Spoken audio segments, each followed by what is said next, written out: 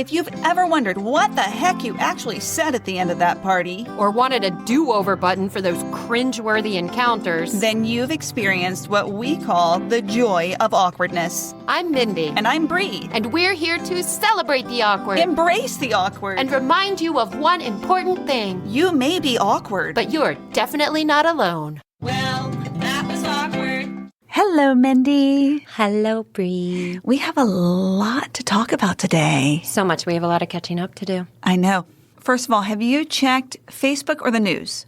Not this morning. Okay, which do you want first? Facebook or the news? Ooh, the news. Okay, the news is, did you know that we won the Best of C-Ville contest?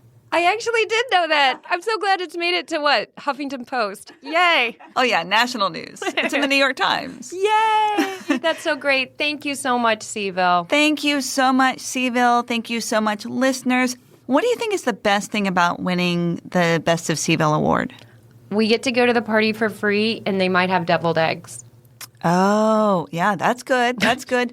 You know what I think is the best thing? Maybe people will send us more stories. Yes, actually, that trumps the deviled eggs as much as I love deviled eggs. Yeah, we want devilish stories more than devilish eggs. Yes. Yeah. I want devilish stories about deviled eggs. They are inherently awkward. They are inherently awkward. So thank you, C-Ville Weekly, for that marvelous honor. We're really looking forward to the party. And also thank you, listeners, for showing us some love. Thank you. Okay, now you want Facebook? Yes. I know. Oh, my. Wait. What? Is this juicy? Do you want to stop recording?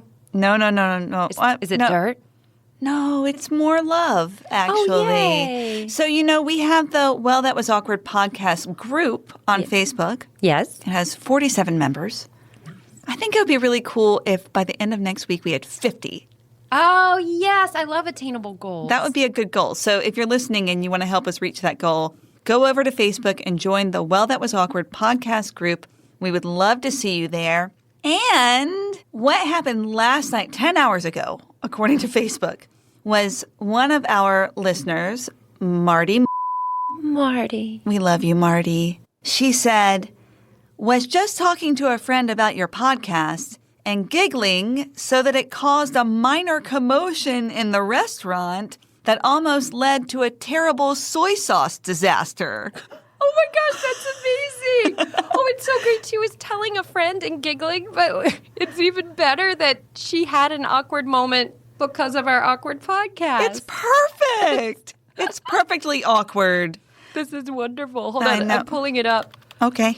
Oh, you know what else is really awkward? What? That you say on here, can we mention this on an episode? And you obviously didn't wait for a yes before you just did it. Oops. Mendy, this week is a listener story episode. Yes, today's story comes from a listener we'll call Stephanie. And she's called Stephanie because she's a child of the 80s.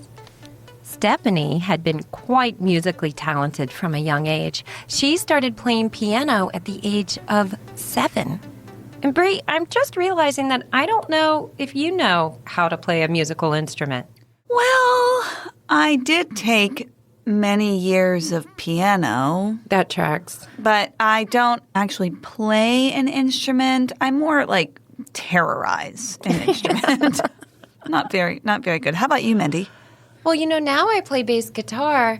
Oh, when I was younger, my parents did not put me in music lessons, but my grandmother had one of those 60s or 70s organs in her living room. It was a big deal, like prosumer organs back then. And it had little buttons where you could choose a rumba beat or a salsa beat. And she had all these books of music. And in the music score, each note would have the letter of the note. Uh-huh. And then on the keyboard itself, the letters of the notes were on the keys. So I learned scales and stuff just messing around as a kid, and it was really helpful later on. Oh, that's so helpful. Yeah. So Stephanie is a musically gifted child of the 80s? Yes, specifically 1982. Oh, that was a good year. Yes, Steph is in middle school during the time of her most awkward tale. You know what? I love middle school. Really? Yeah. Was middle school actually a good time for you? Oh, no. It was a terrible time for me, but I love it now because it is the most awkward time. Ah, there we go. Well, Stephanie had joined the youth choir at the Campbell Memorial Presbyterian Church at the age of 5.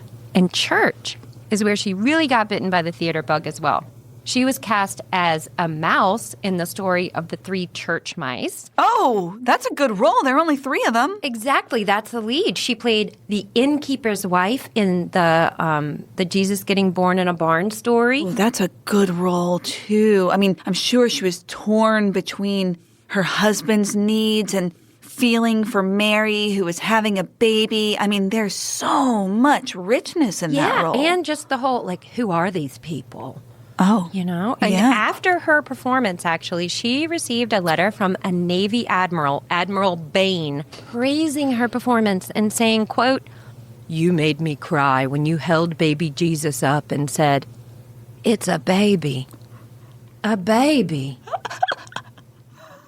I don't think I delivered it as well as she did. I have nothing to say. And her big break at Campbell Memorial Presbyterian was being cast as Noah in the musical about the big Bible flood named, Bree, guess what it's called? The musical? Mm-hmm. The Wrath of God. No. Kill the humans. No. Only animals allowed. No. She is cast as Noah, the lead role in, drum roll, 100% Chance of Rain, a jazz cantata for young singers.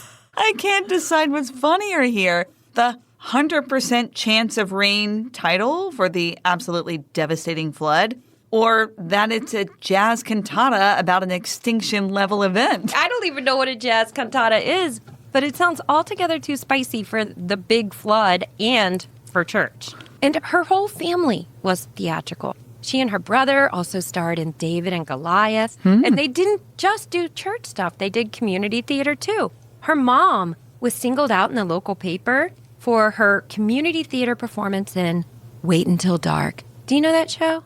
I do know that show. Although she was not referred to by her name, but instead as Mrs. Stephanie's dad's last name. I have to tell you, Mendy, sometimes that happens to me.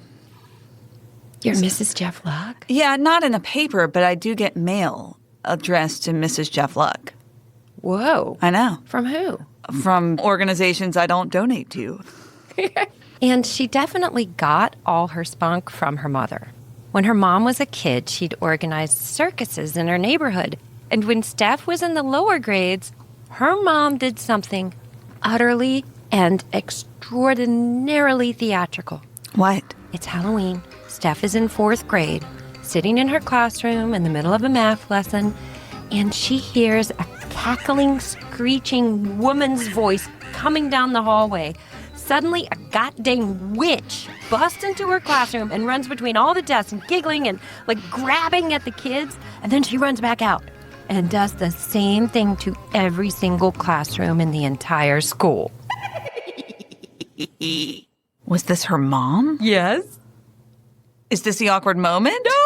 No, not yet. Her mom was so well into her costume and character, complete with, like, the wig and green paint, prosthetic nose. Oh, she was the witch from the Wizard of Oz. She was a scary witch. And Stephanie had no idea it was her mom. We don't even know if the administration of the school did. It was the 80s. We didn't even lock the door to the school back then. Stephanie was just simply terrified, like all the rest of the kids, and maybe the adults too, at Campbell Intermediate School. The 80s. And she actually didn't find out until years later that the witch had been her mom. What? Okay, so she was a very theatrical child with a very theatrical parent. Yes. That apple did not fall far from that tree. Yep. And in elementary school, Steph got star roles in all the school shows, too. The Indians and Pilgrims. We don't do that anymore. The Hatfields and McCoys. What? I never did that one. No, I actually made a note to Google the show, and the first result I got legit said, this show is not typically a subject for elementary school musicals due to its violent nature. Oh! But she says Weems, Virginia. Weems? Weems. I know. It sounds like what you'd name a disease that is if your butt has asthma. Sorry, Steph. And Steph says it was a pretty podunk place to grow up. So she was a big rainbow fish in a mud puddle. Exactly. Of course, we won't let that diminish her local theatrical successes. Like, she said they had assemblies where a random dude who had been to Venice would just set up a Kodak carousel projector and show his family vacation photos. Well, that's a backwoods cultural exchange. Yep. And she's an overachiever like we were, Bree. She once wrote down in church all the things she wanted to do when she grew up. Anchor of the nightly news, win an Oscar, write a novel. Of course. Be the president. Yeah. And win the Nobel Prize. Sound familiar, Bree? So familiar. One time, she got a B+ instead of an A in 4th grade, and she crawled right under her desk. Did you ever do that? That would be admitting that I got a B+. Gotcha. And at the time of our story, Steph is in 5th grade. Still a lover of music, she has acquired her first records, which are awesome, Fascination by Human League and DeBarge. What is DeBarge? You know the song, and I'm not allowed to sing it. Rhythm of the Night. Oh, yeah. One of the wanderlust songs of the 80s. Yeah, you can go to Spotify right now and pull up that song, get in your bike, and be back in 1982. Yeah, or not right now. Wait till you finish the episode. Oh, yeah, wait until you finish the episode. And her dad has even cobbled together stereo bits for her and called it a hi-fi, but she's a middle schooler, so now she's all like, oh my God, don't call it that around my friends. That sounds like middle school. Yeah, the middle school years are rough, like they are for everyone. The kids start pairing off. If it isn't a romantic coupling, it's a BFF affair. Like she got dumped by Renee because Renee decided to be BFFs with Caroline. But she still has her center, her passion, which is music and performance. So Stephanie is in chorus and band. What does she play in the band?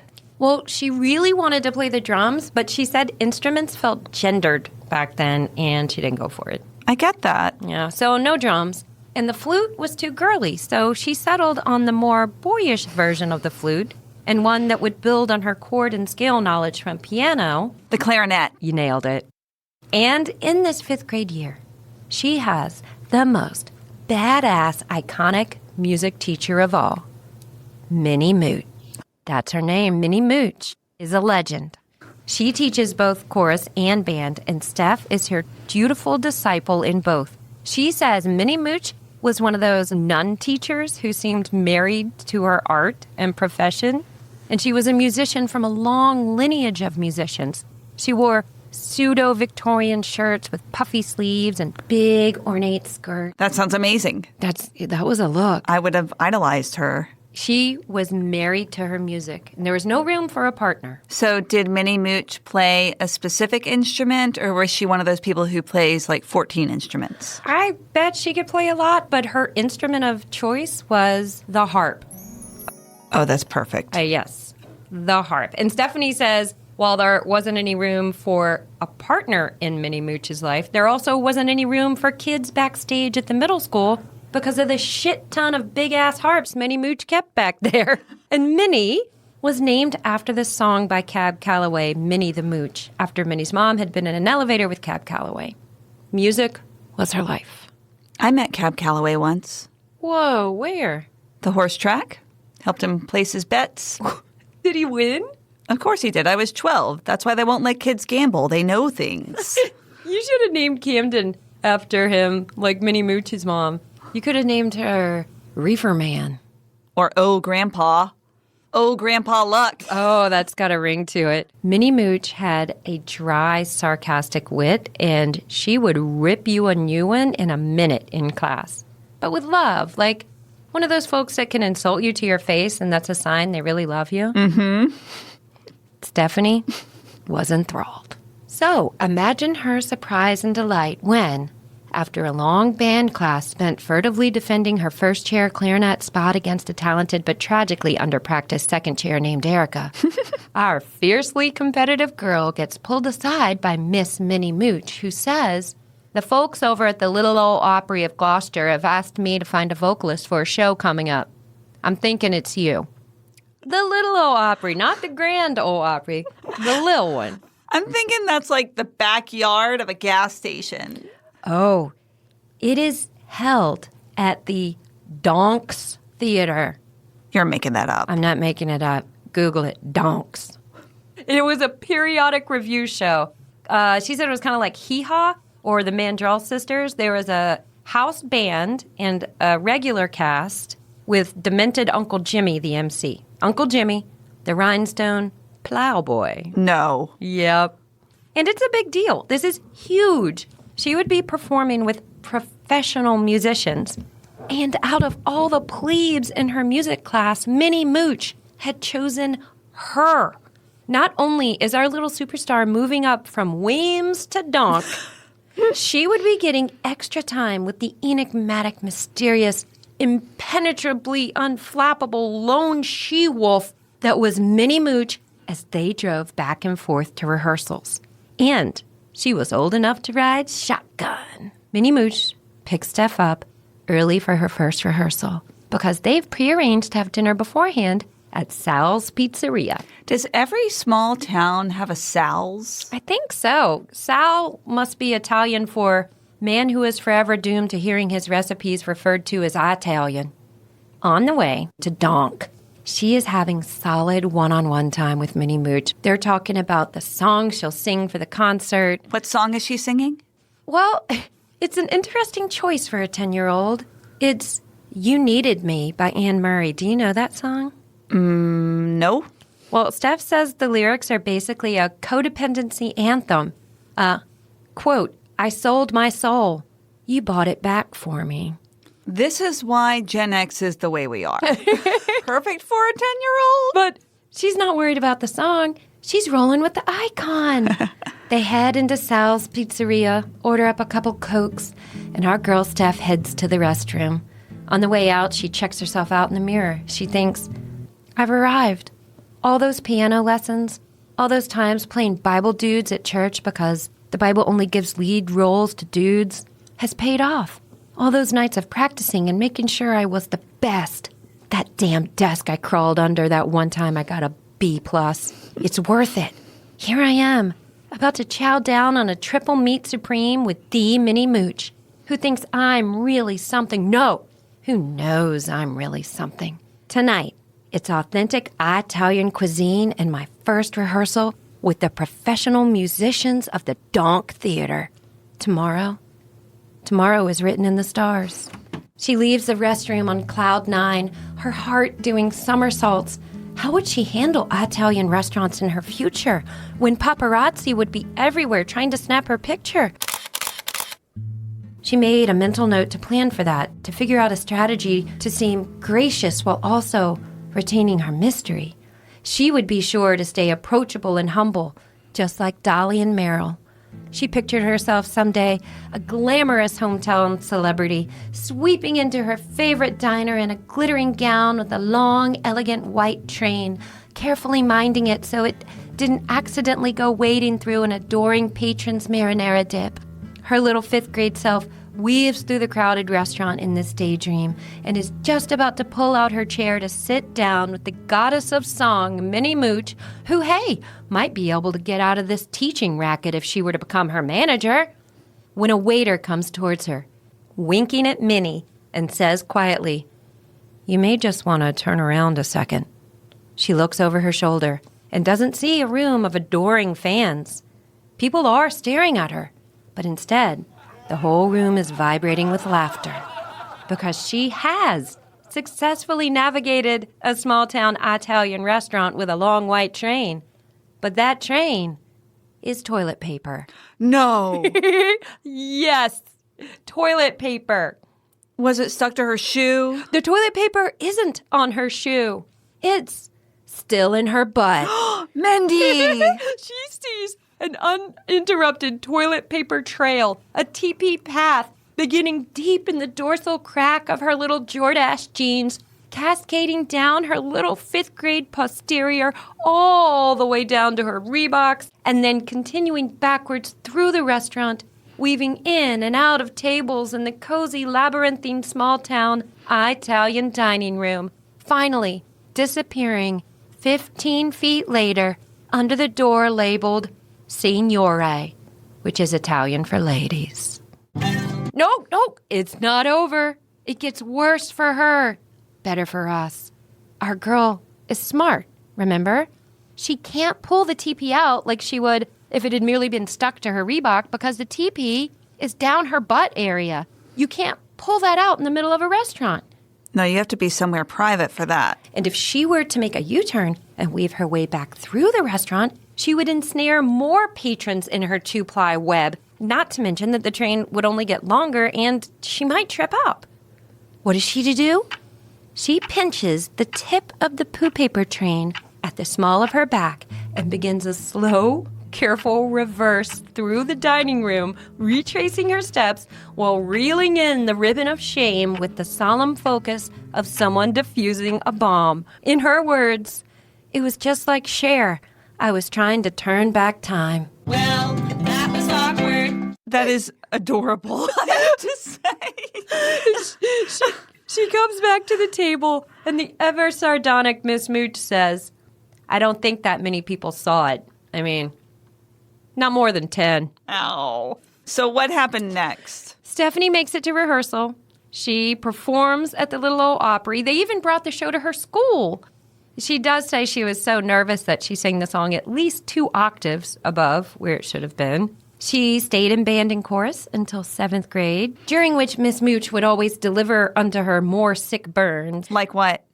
Like, if she raised her hand to go to the bathroom in class, Miss Mooch would be like, remember to check twice.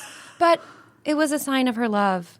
She ended up performing in Jack and the Beanstalk, a show that Miss Mooch and Miss Mooch's mom had co-written, and Steph was cast as the ass end of the cow. She still isn't sure if that was another inside joke or a demotion or both, but she says it was a relationship based on shame and admiration. I was her little bitch, Steph says, but I loved it. She went on to a super prestigious college. She ended up studying acting at the Neighborhood Playhouse in New York. Bree, tell our listeners that's a big deal. That's a big deal, listeners. It is a huge deal. She got her MFA in playwriting, and she went on to learn and play the drums in a band. Okay, that makes me really happy. That's a lot of accomplishments. I think I'm most excited about those drums. That is so cool. Well, wait. She's now a kick-ass cross-disciplinary artist and producer. She blends theater, performance art, playwriting. Over the years, she's created everything from surreal public art to large-scale community performances. She's a flipping genius at mixing humor with deep themes like feminism, identity, social change. She's been recognized with several awards and residencies for her one-of-a-kind approach to site-specific and collaborative art. She founded Claw, the Charlottesville Ladies Arm Wrestling League, with our friend Jody, and that has become a national phenomenon benefiting women's initiatives. Mandy, this is Jen. Yes, it's Jen. I was like, Jen, please can we say it's you? This is such a great story. Oh my gosh, I'm so glad you did. And we'll definitely link to her website in the show notes because people need to see the cool stuff that she's done. Yes, exactly. Okay. But we're going to pretend like it's Stephanie. Okay. So if Stephanie could have turned back time, what would she have done differently? She said she wished she had pranked Miss Mooch, like toilet papered her harp collection backstage. That would have been perfect. And she says she would like a do-over of the Little Old Opry performance. So Weems Public Schools, listen up. Stephanie is more than willing to come perform that Anne Murray song, but with new lyrics that are less codependent and a couple octaves lower than the first time. She wants another shot. So does she have any advice for us? Yes. You can turn back time. Don't listen to Cher. She's proven it. And she did say that she holds no hard feelings for Minnie Mooch and that she would totally be friends with her today. Well, why isn't she? Because she died. Oh, Mendy. Why do I ask these questions? Well, Bree, what would you have done in this situation? First of all, I'm very surprised that this did not happen to me. But I think what I would have done is I would have torn the toilet paper at the small of my back so that I wasn't attached to it anymore. And then I would have just ignored it or turned around and pushed it back in the bathroom. Oh, I didn't even think of tearing it. I think our girl was not even acknowledging that it was happening. She was turning back time. She was turning back time, just like I try to do with the fancy potions that I put on my face every day. Exactly. How about you, Mendy? Could your imaginary friend Dana have gotten you out of this one? No, I've thought about it, but I've established that Dana cannot help me in any situation where anything is coming out of my body. I have to claim it. Gosh, I think in her situation, I would have just kept walking past the table, out the door, down the street. They would have just found a little sad girl somewhere near the Dollar General with a really long toilet paper stream behind her and had to follow the trail to go find my guardian. You'd see exactly how long that roll of toilet paper was. Exactly, and hoped it was about 15 years long. Well, hey, Steph, Jen, if you're looking for an opening act for your big Weems public school comeback, here's our audition for you.